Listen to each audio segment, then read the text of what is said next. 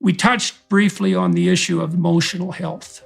Just tell me your thoughts on that in general. So I think emotional health ties into this longevity equation in many ways. So you can start at a very extreme end. A low enough state of emotional health can be a direct threat to your life. So again, the most extreme example of that would be suicide. But if you walk back from suicide, we talk about parasuicide. We talk about all the different behaviors that people engage in that are slow suicides. I can't speak to what the statistics are in Canada, but in the United States, and I suspect you know these more than I do, Jordan, if we look at 3 categories of deaths of despair: suicide, overdose, and alcohol-related death, so cirrhosis, things like that. The deaths of despair have been increasing at anywhere from 10 to 20% year on year over the past 4 or 5 years. So that's brutal. Yeah, so just last year was the first year that overdose took more than 100,000 lives in the United States. So yeah, well, it's an open question. How many people on the edge of depressive collapse were tipped over that edge by the lockdowns and the prolonged social isolation and the increase in fear?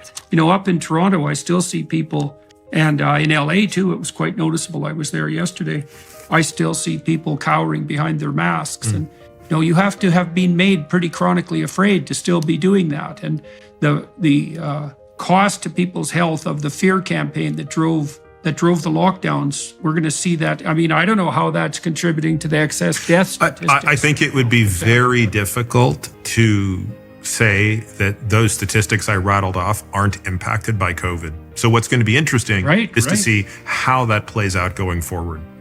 My point, of course, is that these deaths of despair are a very extreme example of how emotional health impacts longevity directly, right? Here, it's just truncating lifespan way too soon. In fact, overdose is now the leading cause of death in the United States for people aged 10 to 55. Wow. Oh, that's terrible.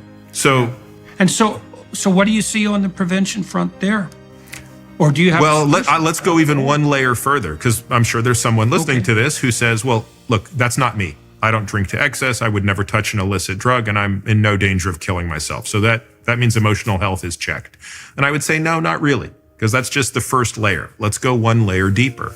I think the next layer is how many people, because of their relationship with themselves, are unable to self-care. If we're really going to be honest about it, how often do we engage in not what would rise to the level of quote unquote harmful behavior, but certainly things that are not in our best care? Eating a little bit too much, not exercising enough, not sleeping well, engaging in behaviors or failing to engage in healthy behaviors. Now, I see this constantly with patients where it's not that they don't know what to do. It's not that they don't know that they should exercise, but if you really push them, they have a negative relationship with themselves that is preventing them from taking care of themselves.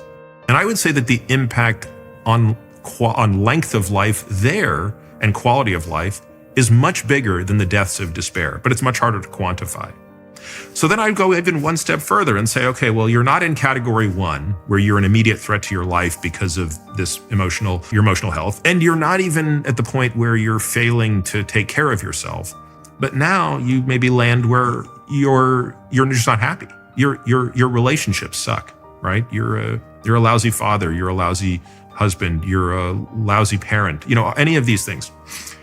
And you're basically living without a sense of why, right? As Esther Perel put it to me, what is the purpose of living longer if you're unhappy? And I think that that's probably the biggest circle. And that's, to me, one of the most interesting ones here. And again, for me personally, the one I wanted to explore the most in myself, which was how much of this obsession with longevity is about figuring out how to not die versus understanding how to live. Mm-hmm. And so what have you concluded on the treatment front in regards to that set of problems, or the prevention front, let's say? Well, again, it's worth caveating that everything that I write about in the book, I come to it with some lens of expertise, right? I mean, it's what I do for a living. It's what I've spent more than a decade researching. I can speak with some authority about cancer and heart disease and dementia and exercise and nutrition. When it comes to this particular issue, I have no expertise. I come at this through the lens of a patient. And therefore, I think everything I say must be taken with the understanding that it's somewhat anecdotal and therefore needs to be explored with professionals who I think can bring to it, for example, the expertise you could bring to it. But I'll tell you what I've learned. I've learned that most people probably have some degree of unresolved business in their childhood that has produced adaptations. And in some cases, many of those adaptations are very good and should continue, but some of those adaptations are negative. And that is malleable, right? So there's kind of this view of hope, which is you don't have to throw out the baby with the bathwater. You can, again, in my case, you can take some of those adaptations, which produce, hard work, discipline, all of these things, but you can get rid of some of the negative ones, such as the negative self-talk, the perfectionism, all of these other things that created a very negative impact on myself and those around me. So this requires very hard work. And unfortunately, it's not something that lends itself to the faint of heart. Unfortunately, at least in my experience, I'd be much more curious at your experience. Many people need to be at a local minima, not necessarily the rock bottom, but close to a rock bottom to start to probe those things. Well,